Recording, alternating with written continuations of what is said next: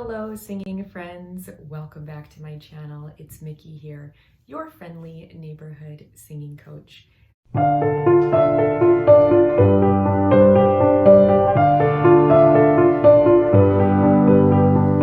hope that you are all doing well. My fake nails keep getting caught in my hair. That's lovely. I need all of the hairs that I have on my head.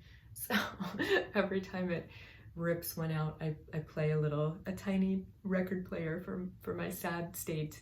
So I hope that you are all doing well. I might be a little red in the face because I have a space heater right next to me. It's really cold here in the Northeast, and I've basically given up on life. I'm just eating a lot of carbs and hibernating for the next 2 months until it gets warm again.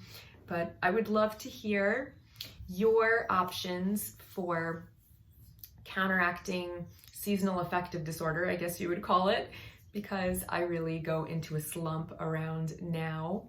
It doesn't get warm in New Jersey until the end of March usually. And I love the seasons in general, but I've really just hit a wall at this point. But I'm really excited today because I'm going to be reacting to a recommendation from my best friend and main musical collaborator, AR.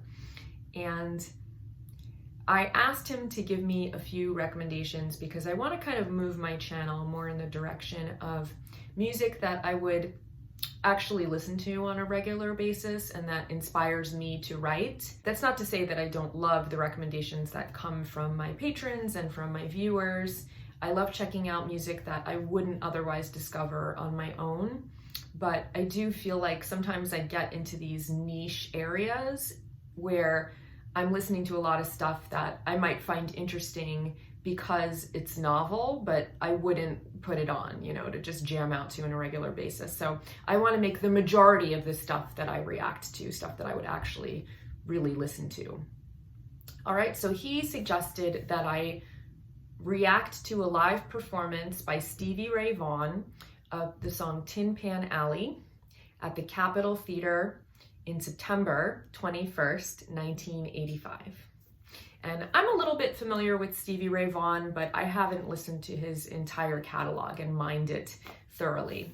But I will tell you that when I first heard Stevie Ray Vaughan on AR's recommendation, I got chills. It's one of those rare things where it really made me like, it was so good. I think I'm pretty hard to impress at that level, and he really did it for me. So I'm excited for you guys to hear this if you're not a big fan yet. Just to give you guys some background, Stevie Ray Vaughan was born on October 3rd, 1954 and died on August 27th, 1990. He was an American musician, singer, songwriter, and record producer, best known as the guitarist and frontman of the blues rock trio Stevie Ray Vaughan and Double Trouble. Although his mainstream career only spanned 7 years, he's considered an icon and one of the most influential musicians in the history of blues music and one of the greatest guitarists of all times. He was born in Dallas and began playing at 7, inspired by his older brother Jimmy. He dropped out of high school and moved to Austin and then gained a following after playing the local club circuit. The other 2 members of Double Trouble are Tommy Shannon on bass and Chris Layton on drums. He performed at the Montreux Jazz Festival in '82, where David Bowie saw him play and contacted him for a studio gig, and he played on Let's Dance, the album, in 1983. And then he was discovered by John Hammond, who got him signed to Epic Records. His debut album, Texas Flood, was critically acclaimed, and he went on to record 3 more studio albums before his death.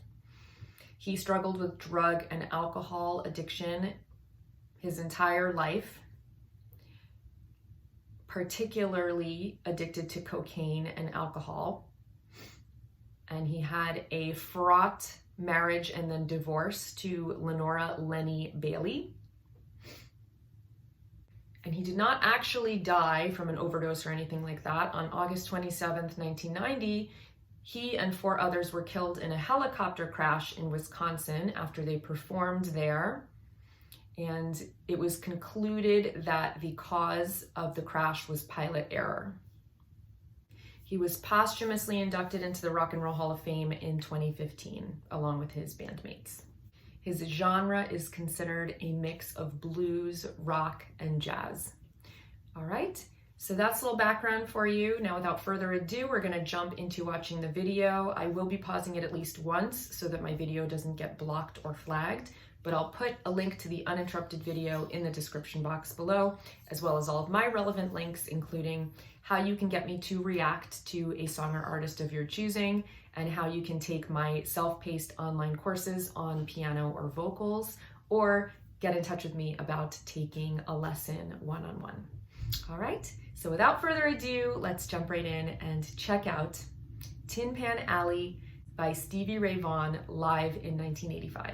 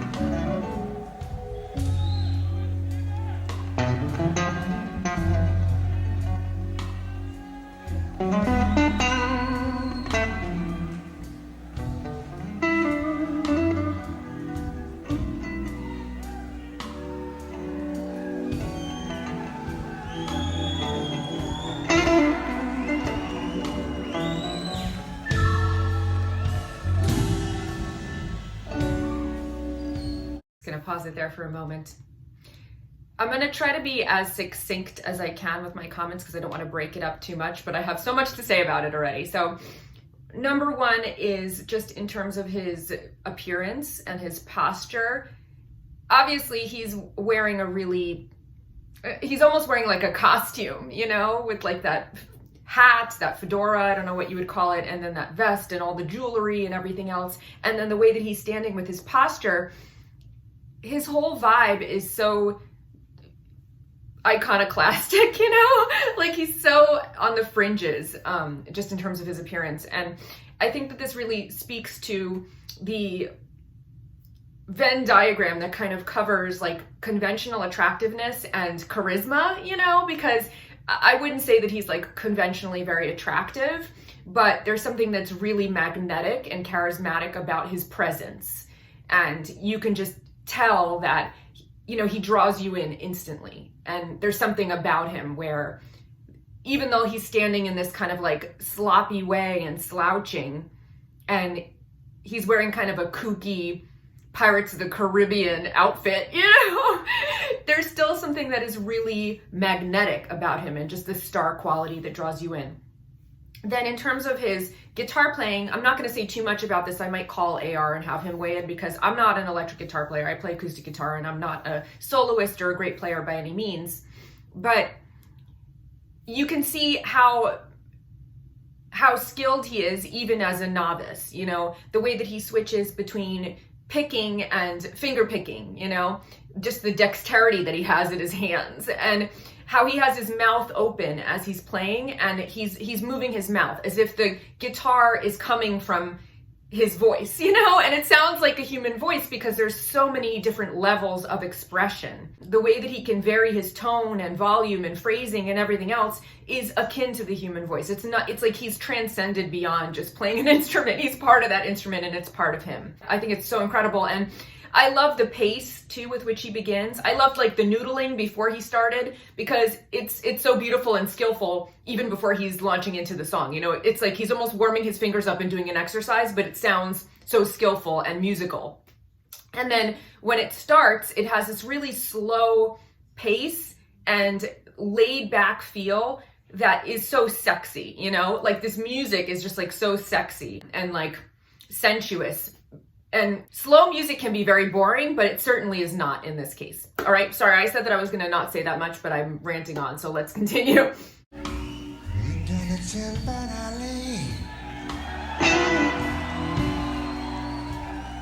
See what was going on. Things were so hot down there. Couldn't stay very long. Hey, hey, hey.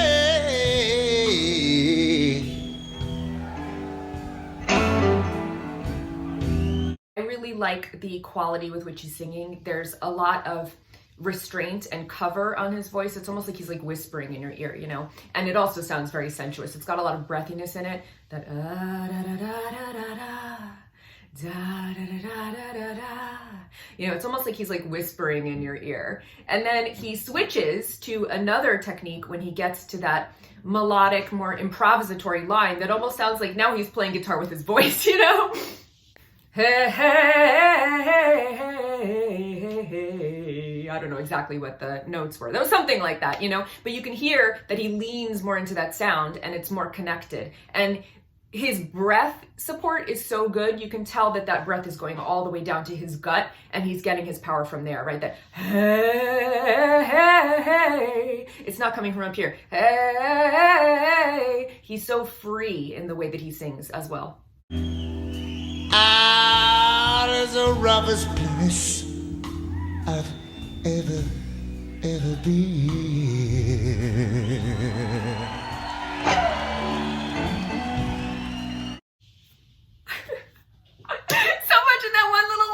To keep stopping it, but you hear that rasp on his voice, right, where he really connects in the beginning, ah, da da da da da, and then he really phrases, I've ever been, right? I can't get that low, but he really like plays with the negative space too, and plays with those silences.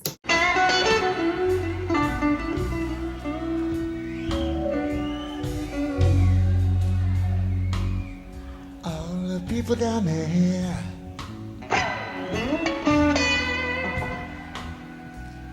living for that whiskey, wine, and jam.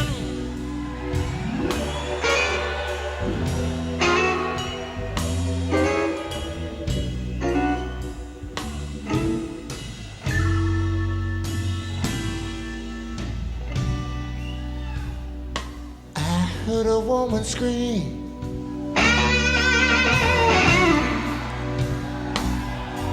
Yeah, and I peeped through the door. Some kid was working on any weather. Lord, with a 2x4. Hey, hey, hey.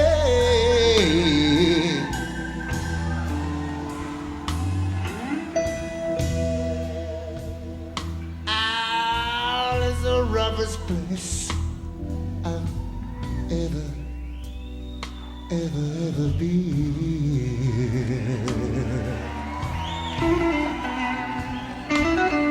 I'm sorry. I know I keep stopping it. I'm really, really sorry. I just have so much to say about it, right? So I love how he is playing with like the onomatopoeia, you know? So when he says that he heard the woman scream and then he screams with his guitar, you know, he's like doing so much between the interplay of like almost adding sound effects. Like he's like a Foley artist. He really closes his throat to get that rasp, that you know, you can hear him really tensing his throat and closing down on his chords a little bit to get that rasp and just add that extra layer of grit on there. And then I love his vibrato too, where he really is making it almost like more theatrical at the end, right? He's getting that really, really strong, defined vibrato.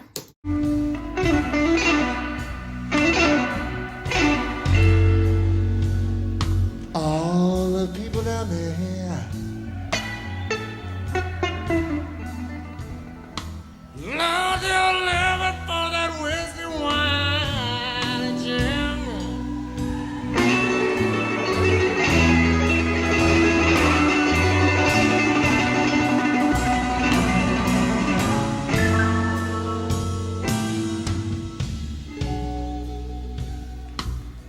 I heard a pistol shoot.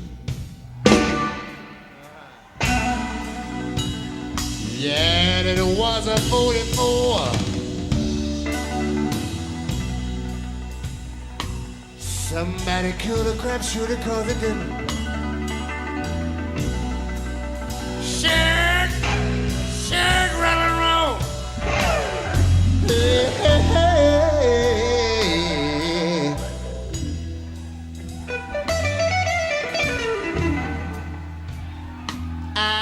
There's a robber's place. Stevie Ray ever be.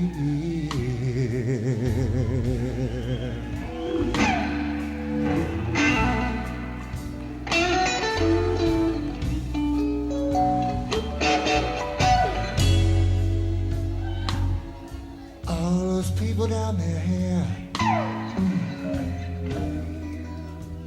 Lord, you're killing for that whiskey, wine, and gin.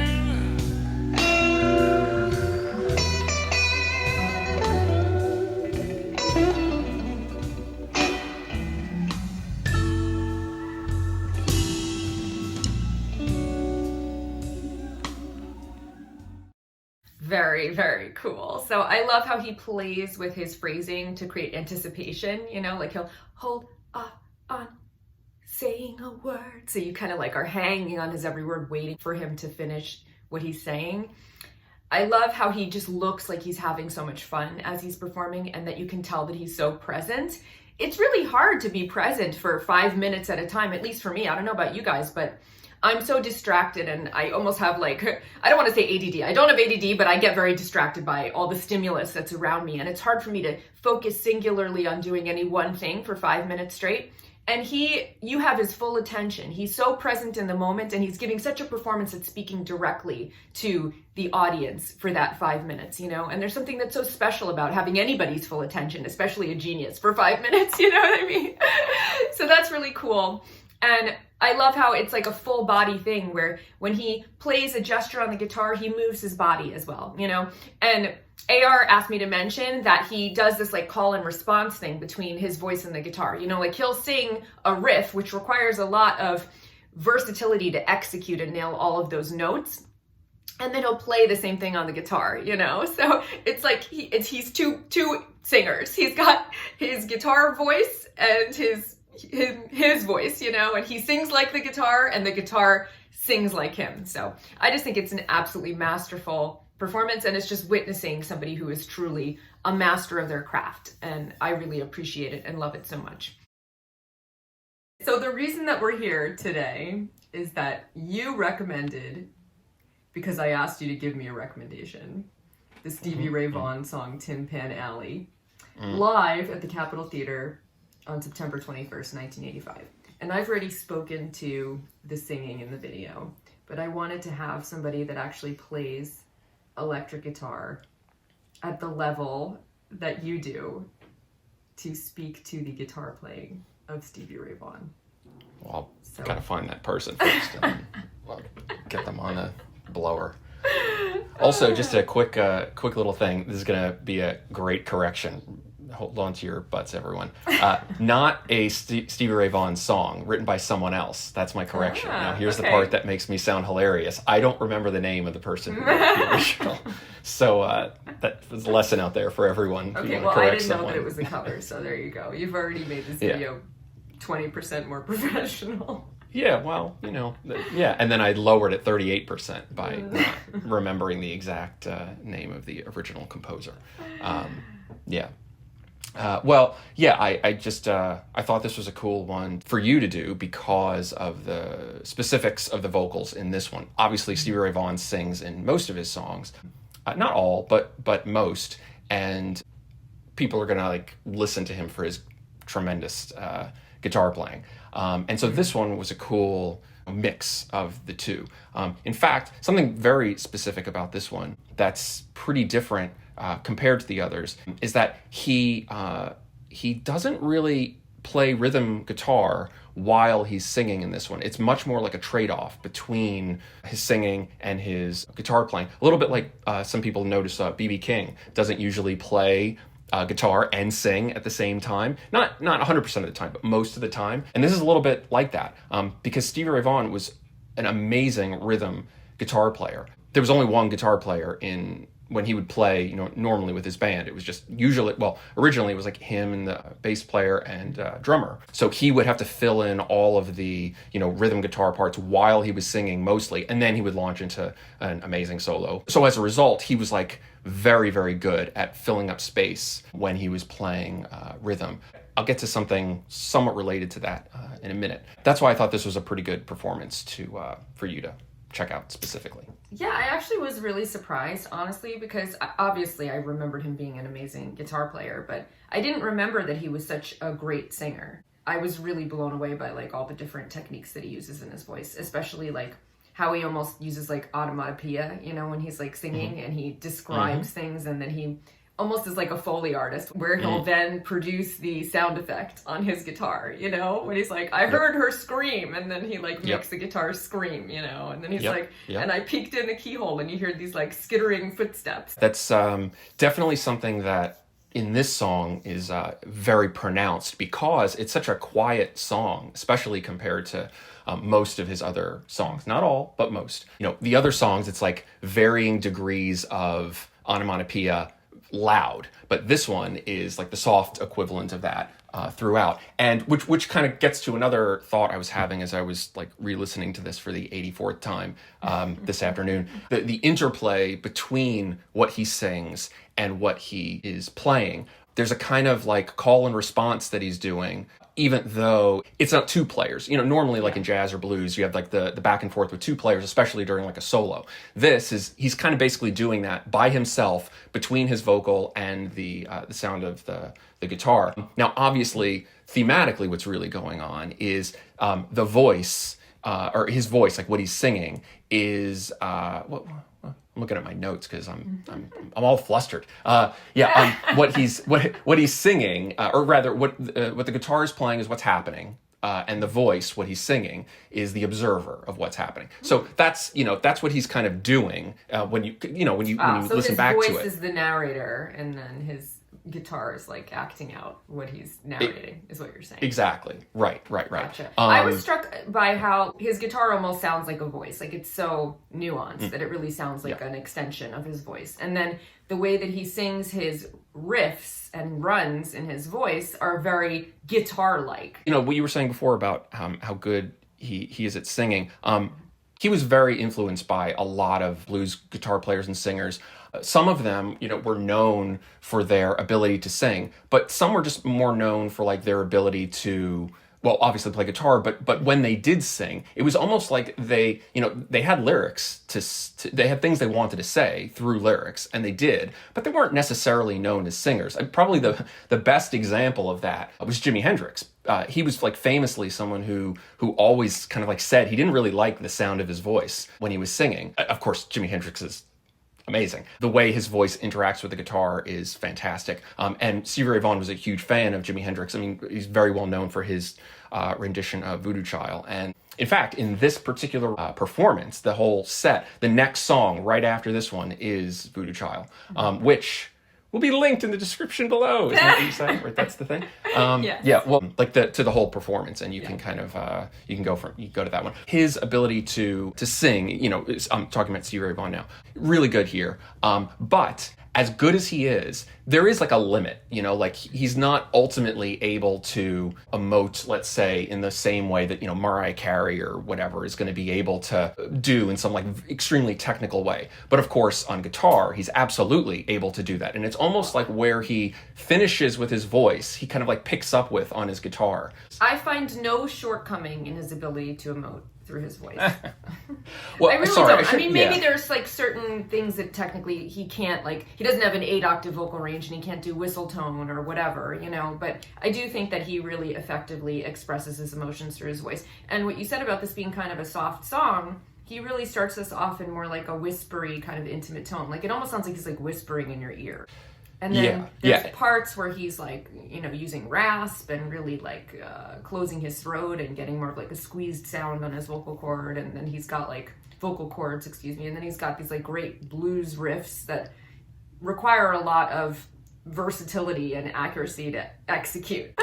Yeah, well, he would definitely appreciate you defending his honor against my slight that I should clarify, which is, you're totally right. Of course, he's absolutely able to emote. I just always think the most important thing is like the emotion of the song and the passion, and I think he really conveys that well, even if it's not like, you wouldn't consider him like technically the most amazing singer ever. For me, it's always more important about the emotion rather than the technical perfection. Totally, and I think you're totally right. The example that I'm thinking of in my mind is Slash. Like he always talks about how he's like basically unable to like emote in any way other than when he's playing guitar. He doesn't sing at all, ever like in a recorded way, other than like when he's singing alternate lyrics to Paradise City, live or something. I encourage everyone to look up the alternate lyrics to Paradise City that Slash is singing. I won't tell you what they are, but you can look it up and you can find it. It's good. It's probably the lyrics you might be thinking you would sing, but he's. Is it scatological? That's not what I need to know.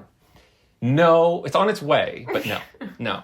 But it's equally not equally good, but it's good. Back to more important things like Slash not singing when he's playing. With Stevie Ray Vaughan, he, obviously, as you said, very able to emote through his voice. But what I was thinking is that I can imagine in his mind somewhere he's like maybe wants to do some more technical thing with his voice. And I'm not saying he can't, but I don't think he ever really probably wanted to in like in a kind of virtuosic kind of way, like a dedicated singer would. So what I'm imagining, and who knows if I'm right, is that, wherever that ends, his hands pick up, basically. Mm-hmm. And so, whatever emotion he's feeling in what he wants to sing, he's able to do as much as he wants to do with his voice. And then where that ends, technically speaking, he picks up with it using the guitar. It makes for like a really great combination. I see it as like a very like smooth curve, from like where, he starts singing to, and all the stuff that he does when he's singing, and then flowing right into, what he's able to do on guitar. And there's like, huge overlap where, he's able to do the same thing, maybe singing as he does on guitar, but then, he can launch into any number of things, on guitar. One of the things that stuck out to me in terms of his singing in this performance is like this song is like 6 minutes long, the performance of the song. Mm-hmm. And it just seemed like he was like so present at every moment that he was performing. Mm-hmm. I think about when I went to see Billy Joel at Madison Square Garden, and he made a comment to the audience about how sometimes he's like on autopilot and he's like thinking about the lunch that he's gonna have when he goes back to the hotel while he's performing, because he's done these songs so many times. And like that was like, it was so disappointing to me. I love Billy Joel, but like hearing him say that, I was like, what? Like I felt so robbed that he was like checking out while he was performing, you know what I mean? But I also can totally relate to that. I mean, if you're like playing the same songs over and over again every night, it's really hard to stay completely present for 5 minutes or 6 minutes, and especially like, I feel like I don't actually have ADD, but a lot of times I'll be like present for 20 seconds and then I'll be like, squirrel, So the fact that he was like so singularly focused at every second during this performance struck me. And that was one of the things that like made me feel like electrified when I was listening to him for the first time. Like it gave me chills, because he was just like so present at every second. And it seemed like a lot of it was like very improvisatory, even though, who knows, everything probably was like planned out beforehand. But there was this element of you were getting this in real time, and there was like something like really exciting and like dangerous about it in a way. You know what I mean? Yeah. I think everyone kind of says that about him. He didn't seem to ever like phone it in when he would perform. There was definitely a showman aspect to him on the nuts and bolts of what he's doing. Like, he's always a very focused player. Probably even more so with these ballads. It's like one of these counterintuitive things you hear in a lot of different places, especially in music, where it's like, people do the thing where it's like, if you think playing fast is hard, try playing slow, or like, or you can't play something really well fast unless you can play it slow, that kind of thing. And I think this is a lot like that. When he was able to play ballads, he played them all the time, every night. There was a few of them, and some of them instrumentals. That's why I was sort of mentioning before, this one was kind of a little bit different in that, it was a lot of his, 50-50 singing and guitar. And also, by the way, in this performance, no dedicated guitar solo. It's just him singing and playing guitar with, sort of like I was saying before, like essentially two different voices talking to each other. So he would play lots of ballads and, and like I said, instrumentals as well. But I think, when he got to not have to worry so much about the rest of the band and playing these high energy riffs and driving rhythm throughout, even other performances, specifically like when he would play Lenny, there's a particular performance you'll find everywhere on YouTube, one of his instrumentals. He was sitting down even when he played that one, which he didn't normally do. I mean, maybe he did for that song, but usually, he's standing up and moving around and everything. When he was playing this song and ballads, I think he really had the opportunity to not have to worry so much about like supporting the whole song and thinking about his rhythm playing and, whether he was going to, play the guitar behind his head or whatever. He could focus more on that. No, I like what you're saying about him playing ballads, because it is like a particularly slow song, and yet it wasn't boring. A lot of times slow songs can feel very boring, and yet this one, it felt very like sensuous and like sexy. Yeah. You know what I mean? It's like, it was like very alive, and there was a lot of excitement in the performance. And I guess that goes back to like me feeling like a lot of it was like improvisatory, and he was just like so present at every moment. I think also, there's people always, these like terms or phrases or come from somewhere, like people are like, I could feel them playing the music, or like he has such a relationship with, his guitar or whatever. And, usually you hear that stuff and kind of like roll your eyes 500 times. And I think most of the time when you do that, you're probably right to do it. If they do come from somewhere, this is the kind of place where it comes from. Because, even as I watch it, as someone who's, watched him for a million years, and I've tried to learn so many things from his playing, either by watching it or by listening to it and trying to replicate the sounds, you really do get this sense, at least for me, like of how connected he is to the guitar. And again, like I don't mean it in some cosmic way. I just mean he knows what it feels like to have this thing in his hand, this object. He knows what it feels like for both of his hands to do what each hand does. He's played these songs so many times. He's played these riffs so many times. He knows how to, slightly adjust the way that his fingers are, on either of his hands. That's something, by the way, I'll get to in a second. And he just feels so comfortable with it, and you get to hear so much more of that on these ballads, especially one like this. Even though everything, by the way, just as a technical side note, his amps are so loud. It is unbelievable how loud his amps were if you were live in the room. Using what equipment is he using? Can you give me a little rundown here? Yeah, I didn't want to. I can say a couple things. I'm not like a super expert in these. I mean, like people go down crazy rabbit holes trying to figure out exactly what he was using at what era is in his career and everything. And I'm not going to do that, partially because I can't, but also because it's not really important. Because funny enough, the guitar that he's playing is, he's normally playing a Fender Stratocaster. This is not that. I mean, it's a copy essentially of a Stratocaster, but not made by Fender. And he sounds exactly like him. So knowing these particular, idiosyncrasies of his rig at the time, was not. Oh, I said rig to make it sound maybe like double entendre with drugs, but I didn't say gear because I didn't want it to be a double entendre with anything else. So that's why I chose that. So basically, Fender Stratocaster is what he normally played, and usually like Fender amps, like Fender Twins, and there's some other Fenders that he's very famous for playing, which I don't keep committed to my memory. And then he got into playing these other amps called Dumble, which are very renowned amps that were similar to like a cross somewhere between like Fenders and Marshalls. But the point ultimately is that they were very loud. But he used, he made very good use of the volume knob on his guitar and also the tone knobs, but mostly the volume knob on this one. You can see him kind of reaching for it. It's the knob. There's three knobs, close to his right hand, but the one closest to where he's picking, I guess the most northernmost knob, that's the volume knob on that guitar.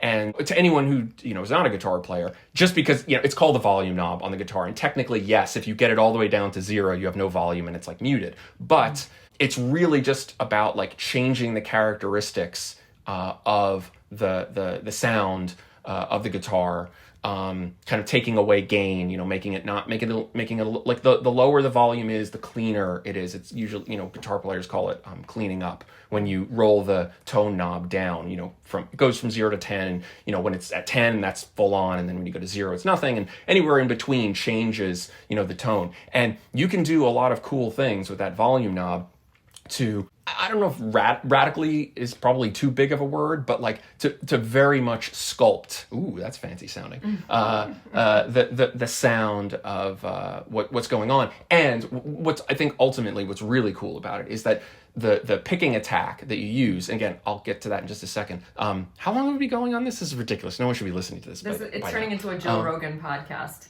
Yeah. Well, we're going to pull all this up later, Jamie. That's crazy, man.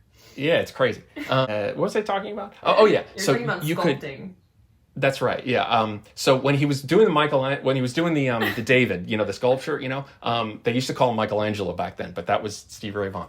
You could attack the strings with a certain pressure, but when you would turn the volume knob down, it would change like the quality of what that would ultimately sound like. That combined with the amps being really loud make for like a really, it's called like touch sensitive playing experience, where you could just like very lightly touch the strings, but you would still hear just little bits of like his fingers, like the skin of his fingers sliding across the strings and things like that. And he knows all of this. Like, he's been doing this forever. He knows what it would mean to like move his finger just a tiny bit left and right on the string, or how he would attack, with his right hand. Again, from his experience, and getting back to this whole, the root of this insane tangent we're on about his connection to the guitar. Like, he just sort of like has a really, obviously very, very good understanding of this. And on the ballads, it's very pronounced. And yeah. I have 3 questions for you, okay? Don't pre-number, but go ahead. I mean, I probably have more than that, but number 1 is, what do you think of his style? Like, he clearly looks like, he has a very interesting style, right? He's got all the like over-the-top statement piece jewelry. He's got his name written on the neck of the guitar. He's got like a guitar strap that has like music notes on it. His posture is horrible. He's like sweating, and it's like, and yet, despite all of that, there's something that's really like magnetic about him and like attractive in a weird way. I was saying earlier, before I was talking to you, about like the Venn diagram of like conventional attractiveness and like charisma and like magnetic star quality. And I feel like those two things do overlap, and where he's lacking in like the former, he makes up in the latter, So like, what do you think about his style? Well, I mean, what I'm hearing you say is that his style is perfect. That's what I'm saying is he's very sexy, and I want to dig up his corpse right now. Yeah. No, I think 8 to 9 out of 10 of the, I don't know if I should give it that quite high a percentage, but like, generally speaking, I mean, he had, I liked his style. I thought it was really cool. Sometimes it would get a little bit kind of nutty. The best way I think I could explain it is, if anyone's really interested, is to look for, some more videos of him, but do it in a kind of like chronological way. So like, try to find like his earlier performances, like at the El Macambo, I think, that was like a big, like a famous like DVD that was out. And then slowly, like, he played like at Montreux one year, like a couple of years later, and then he played at Montreux again like a couple of years after that. And just as a side note, you can like the first time I think he played at Montreux, and this is on the DVD, you can hear the audience like boo him. Because people at the time, at the time, they kind of just like thought he was basically just like ripping off a bunch of other like blues players. They were like, "What? Who cares? Like, you're doing what all these other famous blues players did. What does it matter?" And then like 2 years later, he comes back and everyone just like totally loves him. So you could see like the evolution in his style. And like it goes accrue more and more grandma brooches as he. That's exactly right. Yeah. Well, I mean, because like if I think about that first one, like, you could see where he wants to go with the style. I think he was like wearing, it's like a blue blousey kind of thing, and then like pants and like weird white boots or whatever. Like, and it all kind of seems a little bit ill-fitting, but like you can see where he wants to go with it. And then eventually, he looks like a cowboy crossed with a grandma crossed with the Pirates of the Caribbean. but like all of the best. You know what I mean? He's Yeah, I like think one of that's the pretty Golden good. Girls. He's like paying homage to Betty White, but also Yeah. he's like Johnny Depp during Parts of the Caribbean, and I then think- also he's kind of a cowboy. Yeah. I think you're defining the like describing what he's wearing, that axis, and then I'm describing the execution of the axis. You know, so you're like the X axis and I'm like the Y axis of it. Yeah, I think like when he finally gets to like I'm thinking about like the Montreux thing. It's like finally he's like reached his like final form in a way. You know, like he's like a white hat with like a huge plume, you know, coming out of it. But like everything like is basically color coordinated and stuff. So it's like he was finally able. Like I'd like to think that he knew where he was going with it. He just couldn't kind of like put it all together earlier. That was your first fun, question. But I love it. Yes. Okay, so Yeah. that was one. Yeah. Number two is how much do you think he's improvising when he does his like fills and riffs and everything? Like how much of it do you think he's like practiced and how much of it is he piecing together and how much is he just making up in the moment given your guitar playing experience? This might be like a question of definitions. So there's the form of the song. So that's the way it is. You know, verse, chorus, verse, solo, whatever. So there's the form. So that's set. As far as like the progressions of the solos, you know, they probably follow a pretty similar structure, but I wouldn't say it's because it's necessarily like mapped out. I think it's more the song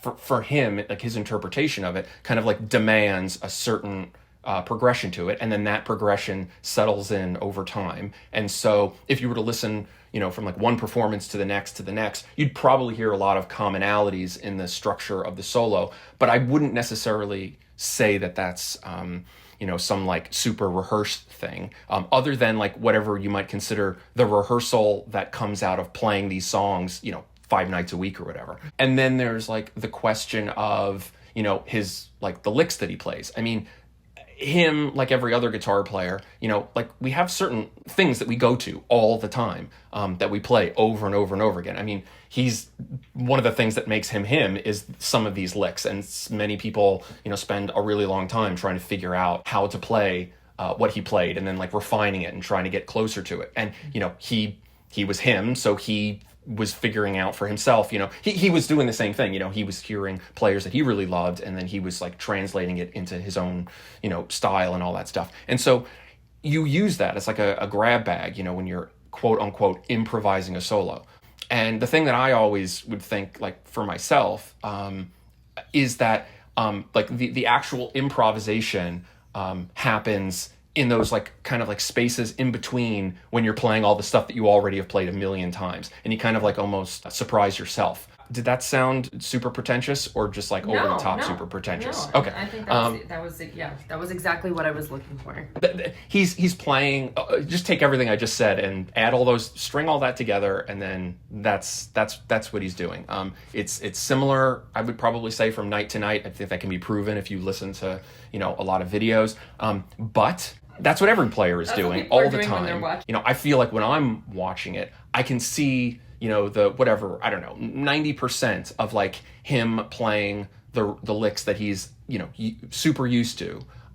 Which, by the way, doesn't mean he's not like focused or caring about them. It's just like, this is what you play at this moment. This is like what it feels like. Your fingers feel like this is what I should be playing now. So I think I could see that being like 90% of the in the time. audience would maybe think, like, if you don't play guitar, you would maybe think that he's doing a lot more improvising. Mm-hmm. Or you might think that he's pre-planned everything, and I guess the truth lies somewhere in the middle. Like maybe 90% of it is stuff that he's practiced before, and then 10% of it is him sewing them together by being very present in the moment and surprising himself, as you said. It's somewhere between 80-20 and 95-5. I knew you were going to say that. Okay, my next question. He does do a lot, like I noticed that he's picking and then he's finger picking. So how common is that you'll switch between the two in like one song?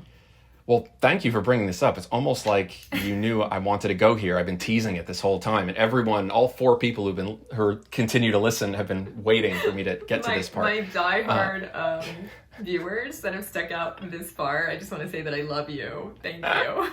This is the part like where like the person in the video is like, if you're listening now, type like the tornado emoji in the comments so I know that you were listening. Yes, he definitely switches a couple times between his just his fingers and using a pick. Mostly, you know, he's very much, a pick player, switches to his fingers occasionally. And, again, back to the whole ballad thing, he definitely makes great use of his fingers. You can get a lot more, people would probably say like soulful or something like that, but just a kind of rounded sound, like a much more tactile, that's not a good word for it. That is a good word. I don't know. If you're touching something with your fingers, it would be more tactile. That makes sense. Yeah, but what does tactile even mean in the context of music? He definitely does that, definitely helps in a song like this. But the thing that I've been thinking of that I wanted to very much bring up is how important that his right hand is in conveying his emotion, especially in this song. Most people, including guitar players, focus on the left hand, note choices. But in this case, I think, his right hand and the way he's attacking the strings is really what's doing most of the work. And you even said it. You mentioned before that thing where he goes, "I heard a woman scream." That's a really cool example of it. So he says, "I heard a woman scream," and then he makes the sound of a scream, with his guitar. But if you watch, it's actually his right hand that, the way that it attacks the strings, that's what I mean by, I literally mean like, I mean it kind of metaphorically, but also literally, like he's attacking the string with his right hand. But the left hand is bending the string, and you see that. And that's what most people are like, kind of like wanting to see. But it's the right hand that made it sound that way. Like the amount of bending that he's doing is cool, and that obviously, you need both hands to do this. Unless you're one of those people that plays with your feet, which is a thing. But forget that. Played with his mouth. But it's his right hand that is really so important in this song. Probably, I don't know, maybe all of his songs you might make that argument. And I kind of tried to think of a little bit of like a metaphor to explain this, or an analogy, whichever one you guys figure it out. Which is that like his left hand is the word choice, and his right hand is the tone of voice. Ooh, I like it. Yeah. It's not like I thought of that before we talked about this or anything. I noticed that he's like moving his lips also as he's playing, even when he's not singing. So like, what do you think that's about? Do you think it's involuntary, or is it like part of his like showmanship, or like, is it some cosmic astrological thing where he's actually like throwing his voice onto the guitar and he's actually singing, but it's coming out of the guitar? Yeah, I think it's mostly involuntary. But if I had to, posit a theory, it would be that what he's doing, just like probably most guitar players, is he's, the part of his brain that is speaking is not literally speaking anymore. It's speaking through the guitar. I know, oh God, people say that all the time. It's so ridiculous. But I'm using it as an example here. Like his brain is thinking that it's speaking through the guitar, but it hasn't completely disconnected from his mouth, So that combined with, there are, as you were saying before, the way that he's speaking through the sounds that he's making with the guitar have the quality of a voice. You're making me excited because good. Yeah, you made me think of something. I was trained as a classical pianist, and so it's always been really difficult for me to improv on the piano, but I can improvise when I'm singing much more easily. And so when I approach soloing on the piano, I try to think about it of what notes I would sing. You know what I mean? Like it just seems like the act of singing comes so much more naturally, but the act of playing an instrument is almost like you're translating into another language. Like there's one extra step that has to be added on to speaking in the language of guitar or speaking in the language of piano. You know what I mean? So it's like almost like the thought originates in your speaking faculty or in your singing faculty, and then you have to channel it and translate it into playing the notes on the guitar. So it's almost like these external instruments are like, forget like the whole thing of like music being a language. It's like the instruments are like your voice box outside of your larynx, They're the babblefish that is like... I don't know what that means. I don't speak Spanish. But they're just like, they're outside of, they're just the same as what's in you, but just not in you. Wow, that was deep, man. If you do it well. Well, hopefully. Right? Yeah. And with a lot of, look, it's like, it's with a ton of practice, these instruments become just like your voice. And I think this is essentially where we're getting to with this thought. And I think it's pretty funny that you kind of found it through like just sort of like watching his lips. And I think that that's like a really good piece of evidence that this is what's going on. I mean, I know that, you know, we're just coming up with this theory, you know, whatever, we have to study it and whatever. But like, I think it makes a lot of sense. When we're connected to Neuralink by Elon Musk, am I going to be able to play the guitar like you? Because that's going to become part of my brain. Well, is it going to be like in the Matrix where they just like download kung fu into my brain? Like I'll be able to like just like download your guitar playing into my brain? Yeah, hopefully. Yeah. I wonder always when is that happening? Yeah, I just wonder how like the like all the wires get hooked up right. Like it's one thing to like put the engine into the car, but then you got to like hook it up to everything. So I don't know how that totally will work. All right, my last question for you is what percentage of him is in you? Like when you think about like ranking your favorite guitar players, like what do you think is the makeup of Stevie Ray Vaughan in your playing and in your lexicon of riffs and things? And I can't say 80-20 or 95-5? No, and I also know that it's not like, I know he's not 80% because I know it would probably be much more like Slash for you. Yeah, well, Slash for me came later than Stevie Ray Vaughan. So, like, I don't know if like percentages is the right way to do it. It might be more like some like overlapping color thing. I don't know what. Like I'm thinking of some weird picture in my head. Let's not make this too complicated.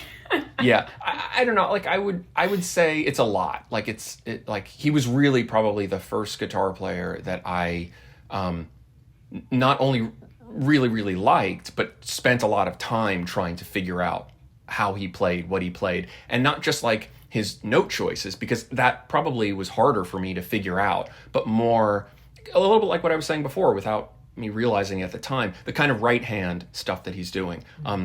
Because that creates so much of the execution of what you're hearing with him. Because, like, look, you could find a million people who play Stevie Ray Vaughan licks, and it doesn't sound like Stevie Ray Vaughan other than it sounds like his vocabulary. But it doesn't sound like him because so much of it is that right hand. And I probably have a lot of that. Like, like, put it this way, whenever I'm playing slower things, and I'm really thinking about, again, like my right hand and how, like, I want to create certain sounds with the guitar that are not about the notes, but about like the way that the attack of this, you know, what's going on there. I'm thinking about him mostly. I think there's a lot of autopilot riffs that I probably play that originally come from having learned a lot of these like very fundamental blues and pentatonic licks from him. But when I'm, especially like with ballads, I'm really thinking of him a lot. I mean, not like super consciously, mostly just like the earring he was wearing in this video. That's what I'm thinking of consciously. But like mostly it's just, embedded from having listened to it a really long time ago. Can I put a direct percentage on it? 71.849 and a half. This has been a wonderful chat, and I just want to say thank you for talking to me. And you're my favorite, not only my favorite person to talk to about anything with, but also my favorite person to play music with and to talk about music with. So thank you so much for your insights. Well, thank you. The feeling is mutual, obviously. I also wanted to just very quickly mention that we should also just quickly say how great the drums and bass and organ were in that song. True, but we have to find experts in those fields to come on and talk about them. That's a good point. But anyone should, look up those great players, Chris Layton, Tommy Shannon, and Reese Winans. And also, if anyone is a guitar player and they want to learn more about Stevie Ray Vaughan, obviously you can find it. You can know how to use all the searches and whatever. Greg Koch, he's an awesome guitar player. He did a few DVDs for Hal Leonard that break down his playing. And there's some other really cool YouTube people who've done some great breakdowns of his playing. We'll put those in the description thing. So we'll have to post a video of you playing guitar as well, so that everybody can hear how wonderful you are. I'm sorry, you're breaking up. What? There's something.